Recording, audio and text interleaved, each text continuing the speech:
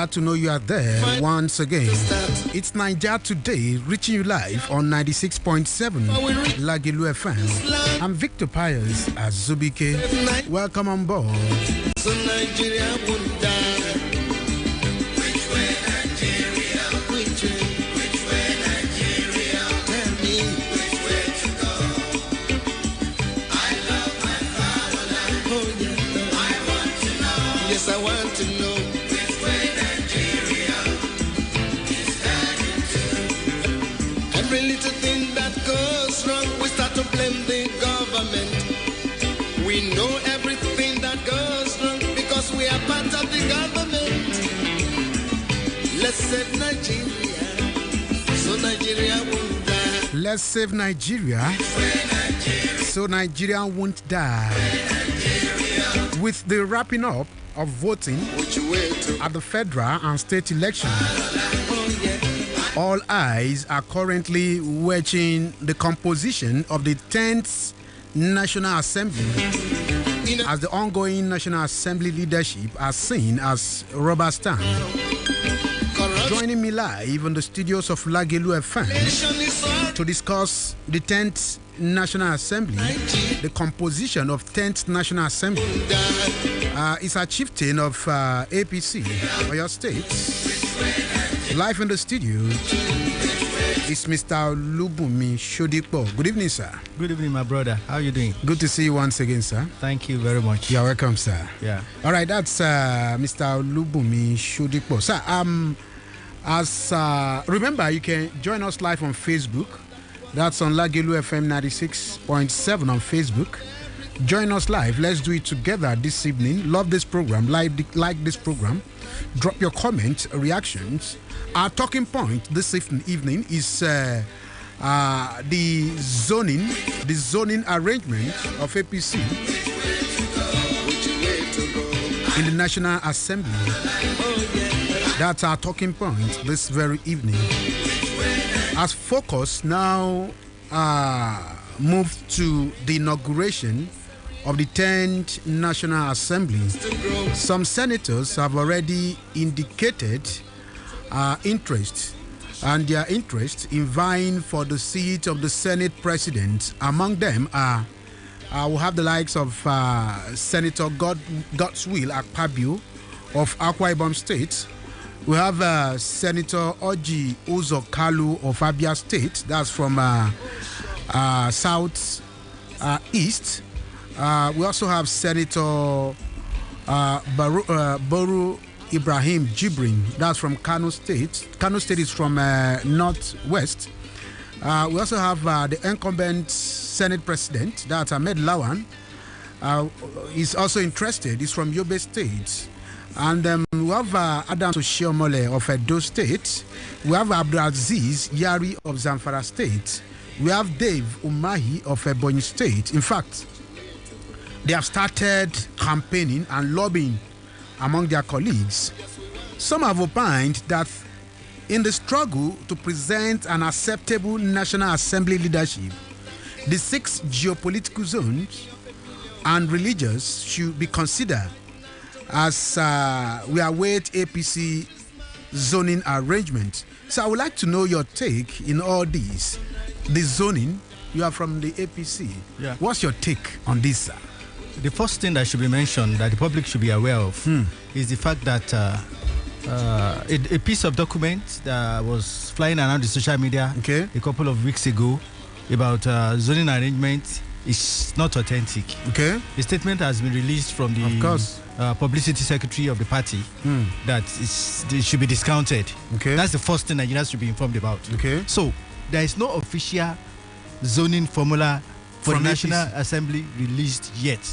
The public should be aware of that. But then those issues that you have raised, they are very germane. Okay. And I think they will play a big role. Because apart from the matter of how the Southeast issue will be resolved, there's also the matter of how the Muslim ticket will be resolved. Those are some of the issues that will contribute into who gets what, I think. Because somebody in the APC was already made a statement. I think it's the senator representing Niger East. Okay. he was saying that the issue of the Muslim ticket will be addressed by how the National Assembly positions are shared out. So at least that's one issue that we also the Southeast issue. As things are now, an average person from the Southeast might think they don't have a stake in the Nigerian project because of the way things had gone politically. Yeah. But I think the opportunity of the zoning formula might be a way to address that also. So that's my position about how things should go. That's your position. The zoning formula. Yeah. You are an insider there. I think you should tell us more. Well, I'm an insider to the extent that I'm a player at the state level. I'm not a member of the National Working Committee. Okay. And even when they sit down to make that decision, yours truly will not be invited. So there is a limit to how much I can say on behalf of our leaders at the national level. Some of these things we only get to elaborate on them and speculate even sometimes about how they arrived at those decisions. Being a public affairs analyst and then being a party member, I might be able to tell you that okay, this and this and this is how our elders arrived. But it's not as if Olubimi Shodigbo will be at that meeting where they will decide. You are a public affairs analyst. Yes. From your own perspective, what do you think? We have Ojiuzo Kalu from the south east. He's a Christian. Yeah. We also have Akpabio from the south, who is also a Christian, and I think he's coming. This should be his second term. We have the likes of Oshiomole. He's just a first timer. We have the likes of Dave Umahi, who is also a first timer. But we have one of some of the old hands. Some of the old hands like Senator Barrow Ibrahim Jibrin of Kano State. I think this should be his third time in the Senate.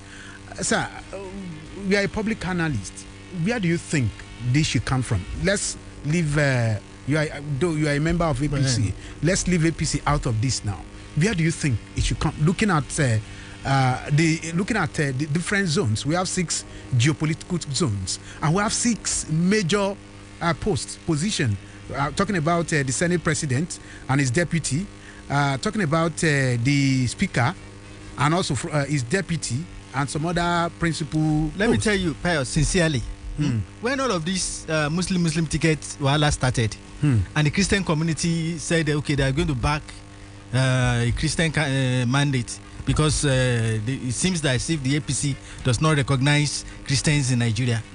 I was one of those people who were, whenever I had the opportunity to be on radio or to analyze or to speak in any form of mass media situation, even in some of my writings, that Christians would do better for the Christian community by insisting that they get the Speaker of the House of Representatives as a Christian or the Senate President as a Christian rather than the Vice President as a Christian. The Vice President as a Christian is just a spare tire. He can only a spare tire. He can only go as far as his principal allows him. He can only wield the powers his principal, delegates to him. So if Christians are insisting that okay, they want to be relevant, the position to fight for is not the Vice President. Not the Vice President. The position to fight for is the Senate President or the Speaker of the House of Representatives. By Constitution, the roles the Senate President is playing and the role the Speaker of the House of Representatives is playing is supposed to be a check. They have constitutional roles to check the executive. You understand? Of course. And if you are fighting for a position that does not have any right, any prerogative to check its principal, what are you fighting for, really? And really, if you look at this administration that's rounding up now, what has Prof. Osinbajo been able to do? Nothing. Nothing. You understand? There is a Christian guy still in captivity today. Prof. Osinbajo has not been able to do anything. But as a Senate President or Speaker of the House of Representatives, there is a lot that can be done to help that girl or to help Christian communities that are suffering. Whatsoever, maybe they say bandits are targeting them, and they are generally creating the impression that it's terrorists, but really it's political and it is religious persecution. There are communities in Kaduna that are crying today, suffering a lot of hardship, And they say it's not ordinary terrorism. It is it's religion. Now, anyway, I said all of that as background to now come back to maybe this is the time for the Christian community to come together and say, if you really appreciate us, if you really love us, if you really want us to feel comfortable with this administration, give us the Senate president, or give us the Speaker of the House of Representatives.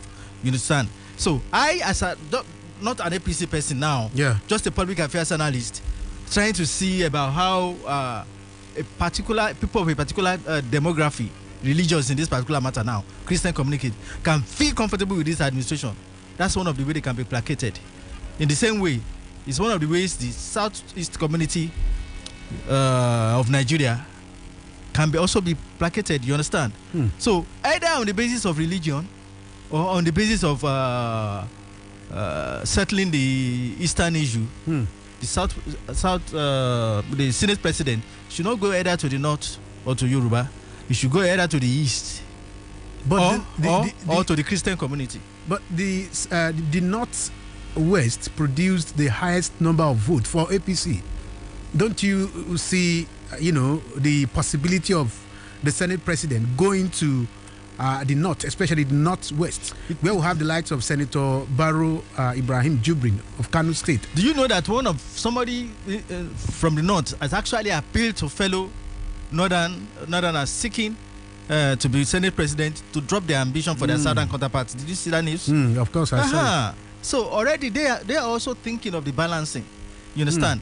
If you are thinking of unity in the country and getting demographics after you, or in support of you, you want to be thinking not in terms of who contributed the most votes. If you are thinking of who contributed the most votes, you'll be dividing the country further. You understand? If one should look at how the Southeast voted, no one should say that anything should go to the Southeast. But if you do that, you are dividing the country further. So what you will do is, like, whoever is a major player in the APC who is from the Southeast can be considered for that position, so that he will now go back to that region and generate support, so that in the next election, APC will have better votes coming from that region. It's better that way than to say you want to give it to where the highest vote comes from. I would advise that if I'm in a position of political advisor. All right, you are a political analyst. I can please let your messages keep coming in. Lagelu FM 96.7 on Facebook. Lagelu FM 96.7. Drop your comment, your reaction. We are discussing a very salient issue as a talking point this very evening. The issue that had to do with the zoning formula of APC, where and how they want to zone the National Assembly leadership too. That's what we are discussing this very evening, sir. Should the process of selection or election of National Assembly leadership be driven by APC leadership? One, should it be from APC leadership to decide who to decide? Should it come from APC leadership, or it should come from the president-elect, or we should leave the process to the leadership of the National Assembly? Because such played out in 2015. Remember the time of Saraki and Dogara. Where do you think it should come from? Who should decide? APC leadership, the leadership of the National Assembly, that's the Senate and the lower house, Federal House of Representatives, or should it come from the president-elect?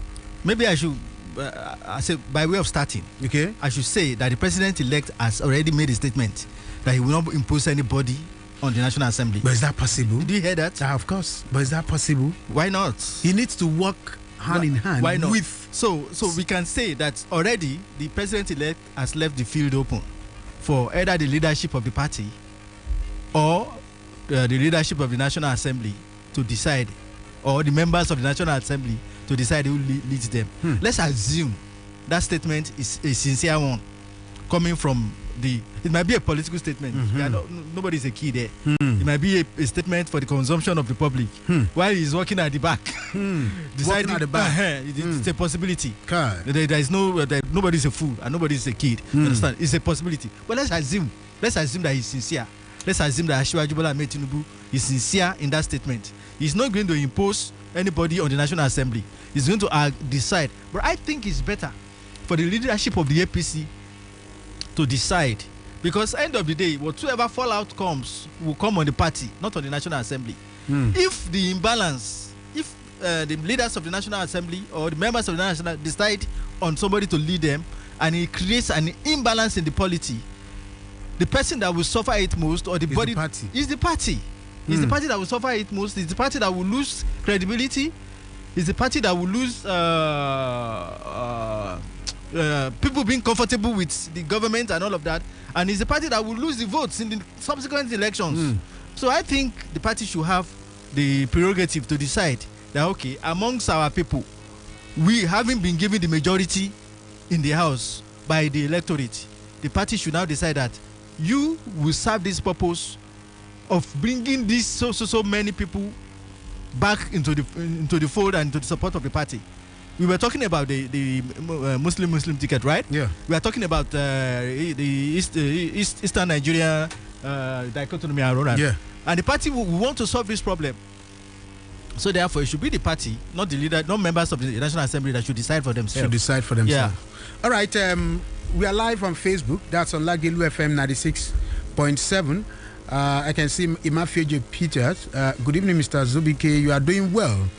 Maebu and one and only presenter. Thank you, sir, Mr. Imafioje. Sulaiman Sheriff, well done, Pius, and our guest. I think the Senate President should come, should be zoned to the southeast or south-south to balance it without lopsided. All right, that's what Sulaiman Sharif is saying this evening, that it should go, Senate President should go to the south-south and also southeast. But when we talk about zoning it to the south-south and southeast, what did these two zone, what did they bring to the table? Like I told you already, sometimes it's not, you don't want to look at what a particular zone brings to the table. You want to look at what zoning needs to that place or to that zone will do for the unity of the country. You understand? I would want, if I'm in a position of a political advisor, I will advise along the line of the focus, the priority being the unity of the country, and carrying all, if not along, as many as possible along, rather than who brings what to the table. There will be things that that you share out that will be strictly for those who bring what to the table. You understand? There's so many other things that could be shared out in the house. There are key posts, committees, chairmanship of committees, juicy committees that will go to those who bring what to the table. So, but there are some things you will give out for those who didn't bring anything to the table, just so that the people from those zones will also feel part of what is going on. That would be my position. I remember that was during Obasanjo government, 1999, when we have a Senate President coming. Exactly what happened in 1999 is about to play out now. Then we have Obasanjo from the south west. We have Atiku from the northeast. Then the Senate President goes to the southeast. Then when we have the likes of Evans Enwerem, Chuba or Kadigbo, and the likes of Pius Anyim. And also we have Speaker of the House. Then we have from the northwest, Salisu Buhari. We have the likes of Galina Abba and Aminu Masari. The same thing is about to play out now. But then we have during that very period, it was zoned to the southeast. Then we had Evans Enwerem. Later he was impeached. He was removed.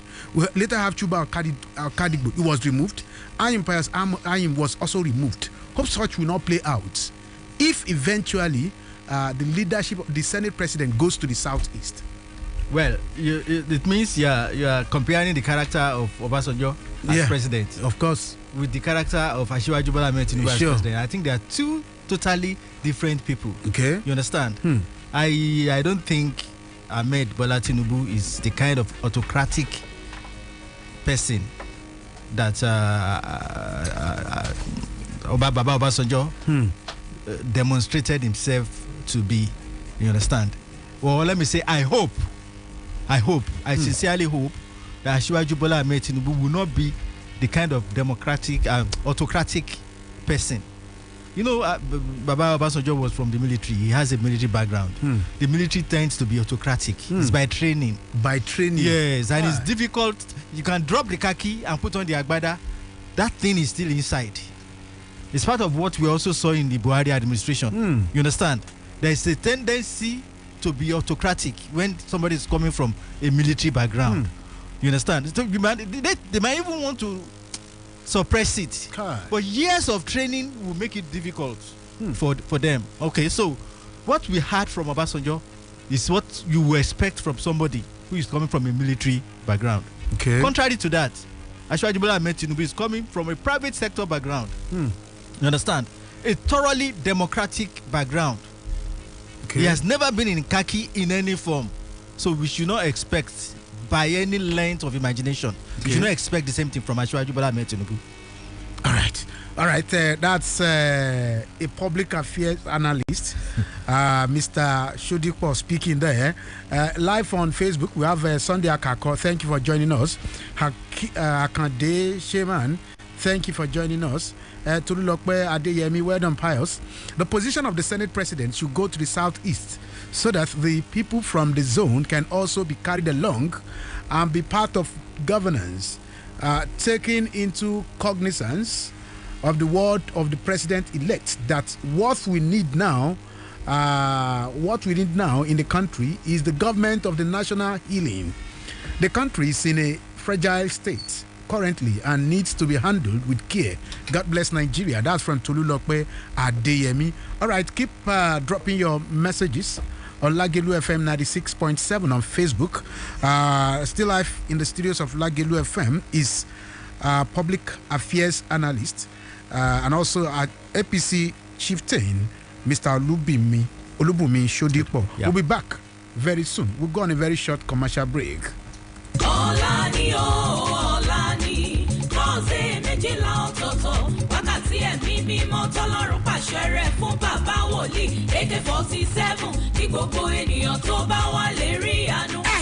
Gbogbo èèyàn ṣẹ́gun ti gbọ́ bá ṣe pariwo ẹ̀. Ìpàdé àdúrà wákàtí ẹ̀mí mímọ́ lórí ilẹ̀ náà mọ̀ wọ́n tó wà challenge ìlú Ìbàdàn. Ọlọ́run ló pàṣẹ rẹ̀ fún bàbá wòlíì AK-47 fún tọ́sẹ̀ méjìlá ọ̀tọ̀ọ̀tọ̀ láti yìn. Ọ̀la lomi tún máa wáyé o. Láàrin aago mẹ́fà òwúrọ̀ kùtù sí aago mẹ́sàn-án àárọ̀. Kọ́kọ́rọ́ agbára tó wà nínú ìyìn. La máa fi sílẹ̀kùn iṣẹ́ rere gbogbo lọ́dún yìí. Lára àwọn olórin ẹ̀mí tó wà ń bẹ ni Màmá Bọ́lá rẹ̀. Ìlàjà Akíntúndé Ọlọ́run sọ bẹ́ẹ̀. Bàbá Òjó Adé. Bọ́ọ̀lù ọmọ abúlé.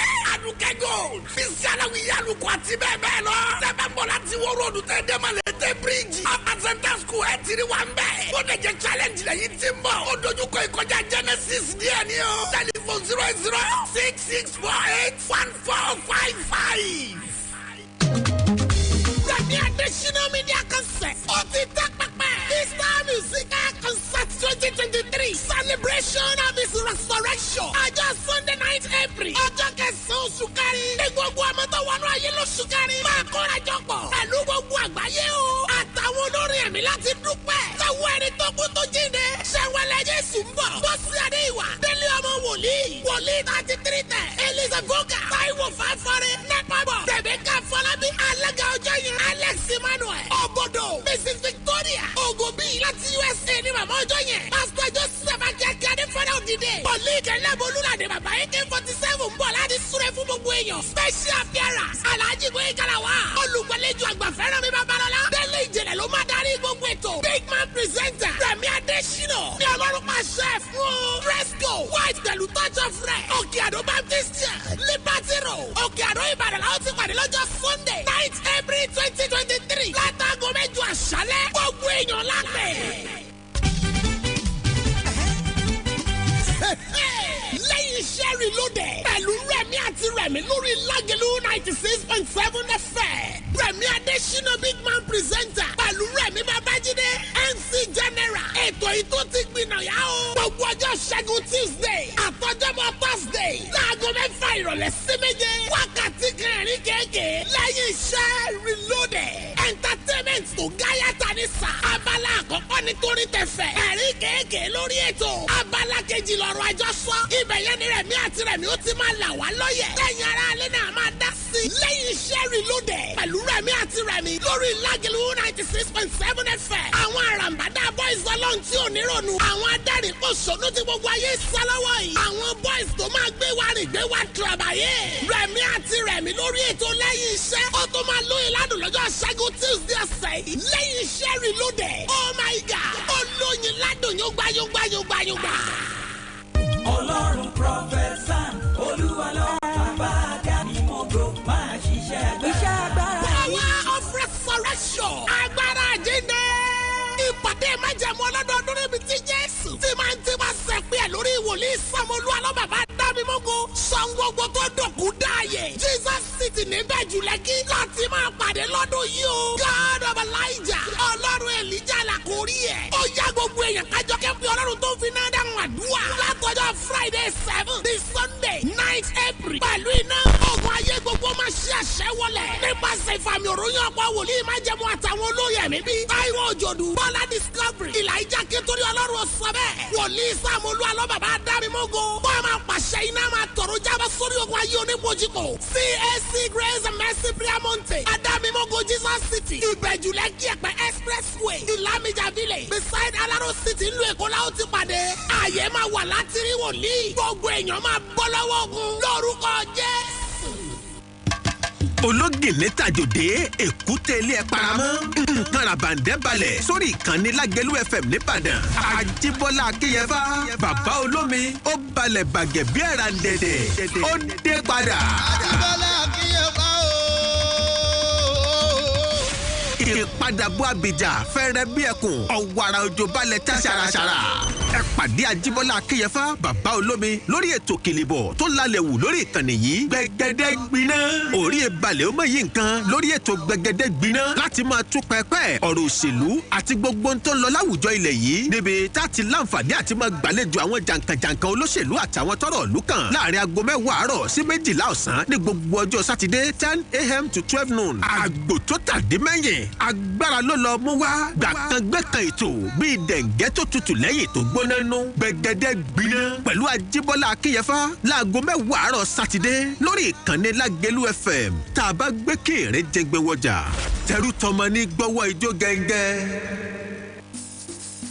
tó ẹ̀yin olólùfẹ́ mi ní tilé toko orúkọ mi ní Jaiye Kuti èmi ọmọ yín mo fẹ́ kẹ́ ẹ máa gbọ́ Lágẹ̀lú ní 96.7 FM ní gbogbo ìgbà torí òkè yìí ga jòkè.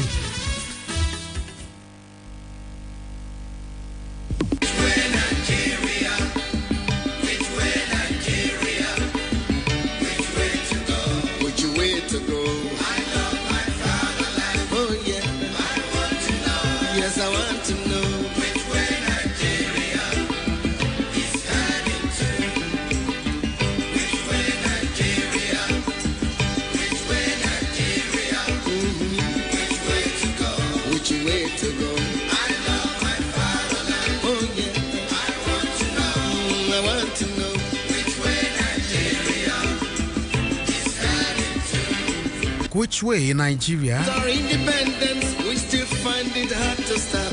Let's stay together. Let's work together to make Nigeria great. We reach the promised land. Let's save Nigeria, so Nigeria won't die. So Nigeria won't die. Let's save Nigeria. It's 96.7 Lágẹ̀lú FM. And this is Nigeria Today. Yes, I want to know which way Nigeria. I'm being joined by a chieftain of APC, every little thing that goes, and a public affairs analyst, government. Mr. Olubunmi Sodipo. You're welcome once again, sir. Thank you very much. All right, sir. On Facebook, we have Edwin Egun. Good afternoon, Mr. Pius. I really support your analyst on a Southeast Senator. Thanks. From Oketsunu, Ibadan here. All right. Caleb Chima, well done, Pius, and the guest. Baladitu Amokwe, thank you for joining us. All right, who is here? All right, Prince Bumia Defusi. Good evening, Pius, and the guest. Mr. Pius, to me, for the unity of this country, I want the Senate president to come from the southeast for balancing, because Nigeria needs national healing, but it's left for the APC party to do the needful. Lastly, what I want is good governance and nothing more, because the current Nigeria economy is nothing to write home about, and the president-elect should start engaging experts in every position to correct the wrongs of President Muhammadu Buhari, that's led administration. That's Prince Bumi Adefusi, live on Facebook. But why should one prefer to inherit all this problem on ground? Should I say challenges on ground? Talking about cash palaver, talking about insurgency, talking about why should such, one decide to inherit such?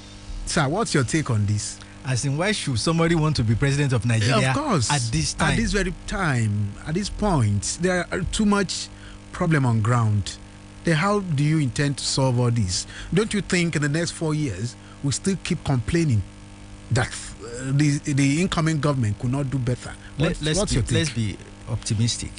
My outlook on life is optimism. Okay, you understand? I can also be a realist. I can look issues straight in the face and admit that this is the issue that needs to be addressed. But let me tell you something. Tinubu, during his first visit to Buhari, to inform him of his presidential ambition, remember he said that he has had a lifelong ambition to be the president of Nigeria, right? So the issues on ground does not matter to him. Yeah, he must have seen himself as being capable to handle the issues on ground, or else, like you said, why should one want to carry this kind of... The load is big, it's huge, massive. As a matter of fact, some issues that were not on ground before the present administration came up. For example, before the present administration that is going out, that will be going out by May 29, there has never been any issue of anybody agitating for Yoruba nation. But then it came under this administration. Yeah. Right? The issue of subsidies has been there since, even since the time of Jonathan and all of that. The issue of currency swap, palaba, was created by this administration, or by people in the, let me not say by this administration, by people in this administration, because towards the election, we began to see indications that apart from the policies being made by the administration, there are also some policies emanating by people in the administration, contrary to the desires of the administration. You might not agree, but we saw a bit of that heading into the election. So with all of that, those challenges on ground, I want to really pray, and Nigerians should also pray for the present, the leadership that will be coming into office by May 29.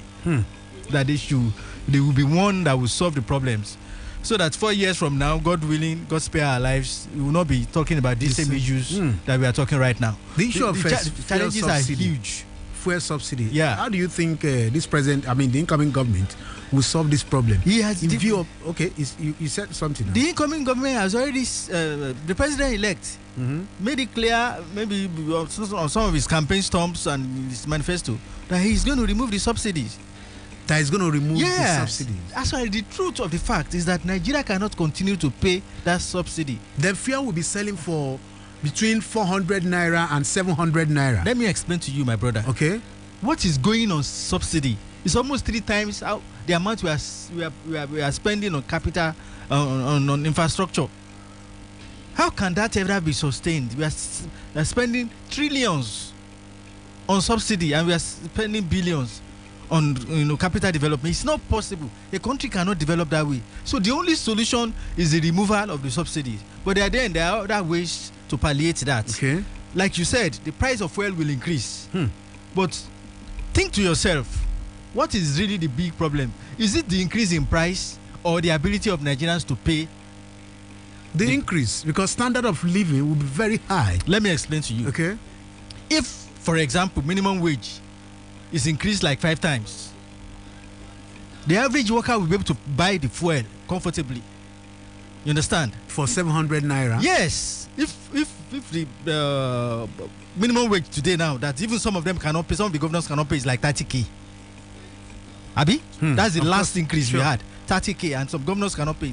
But if Ashwaji Bola Ahmed Tinubu generates income for the country beyond what we can get from fuel, and is able to increase the federal allocation to states such that they are able to pay double, triple of what they are paying now, workers will be able to buy fuel at that price you mentioned.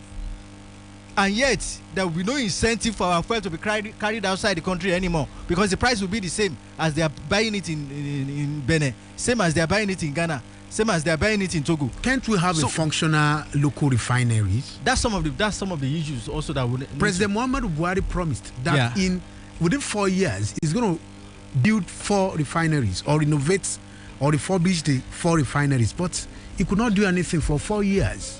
It's amazing. It's surprising. It's disappointing. Are we sure the incoming government will fix this? This is still the same APC. Yeah, but it's not the same person. And he does not have the same tribalistic, parochial worldview that this person has.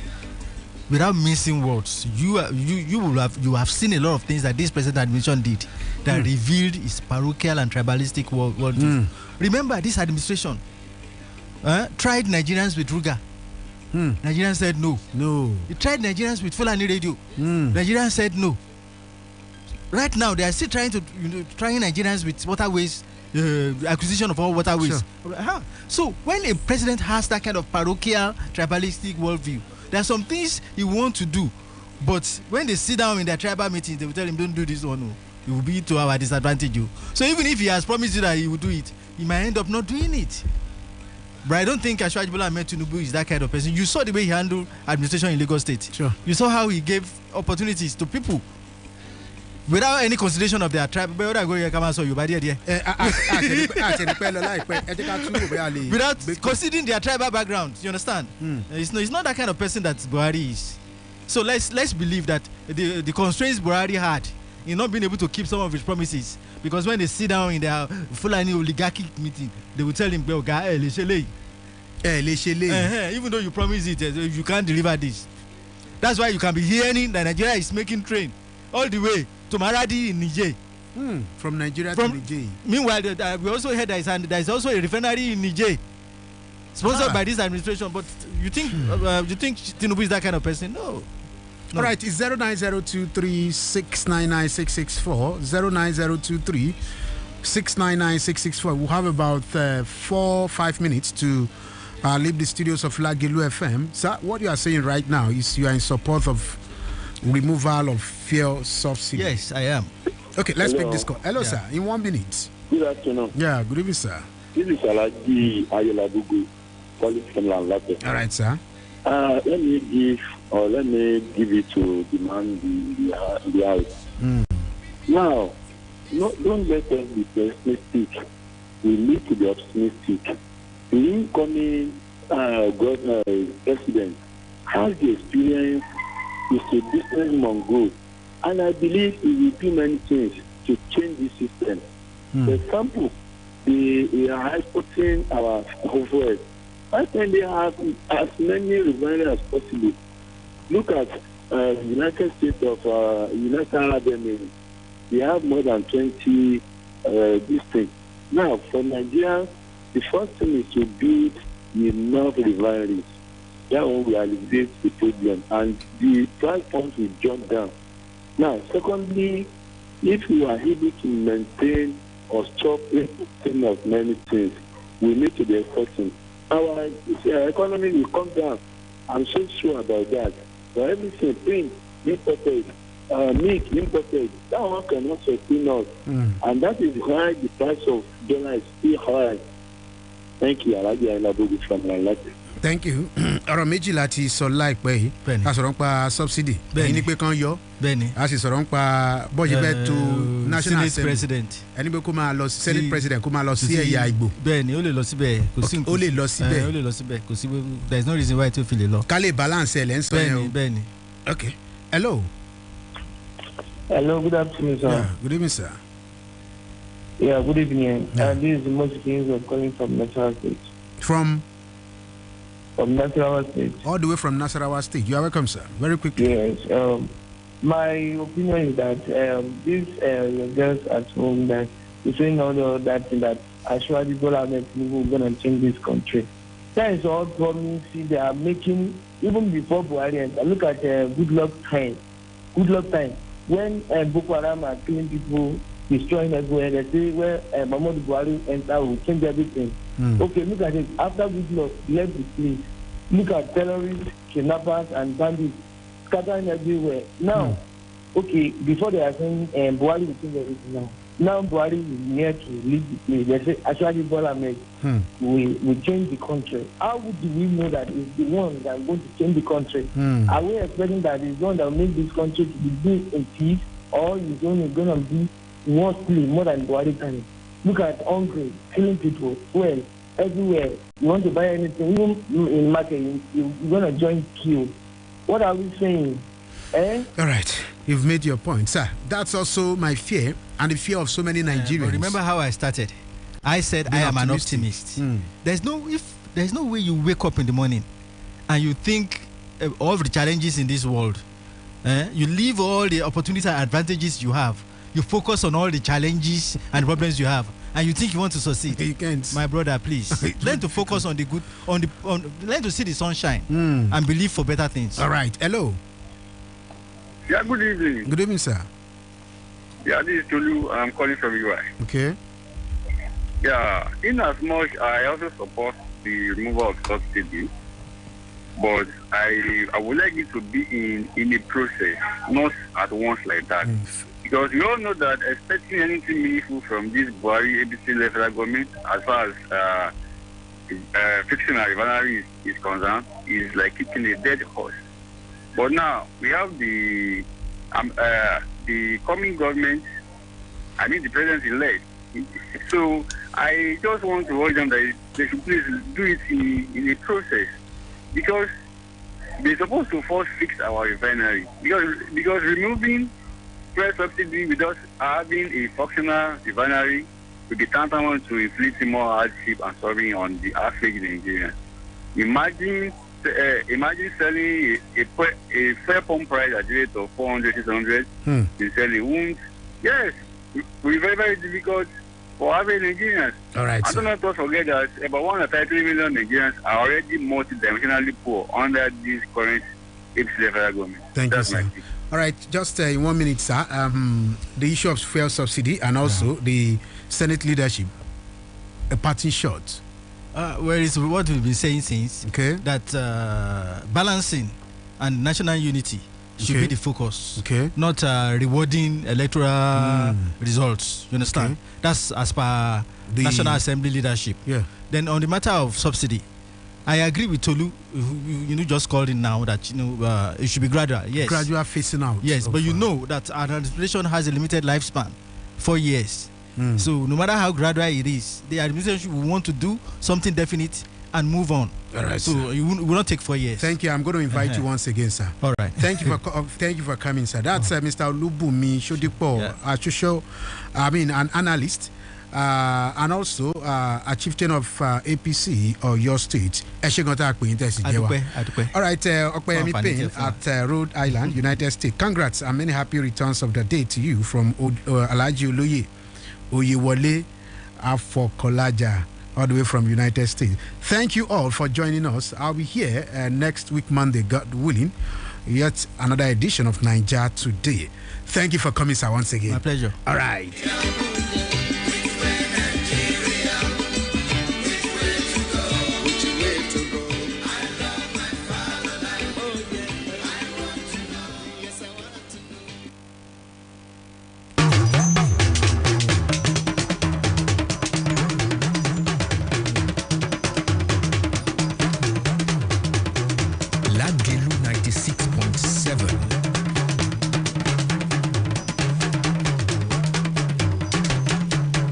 Lagelu 96.7 Òkè Kájòkè.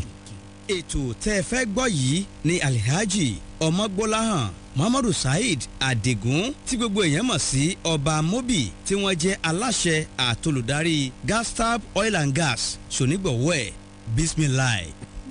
Subhana lillahi min al-mizani wala hamdu lillahi min al-mizani la ilaha illallah min al-mizani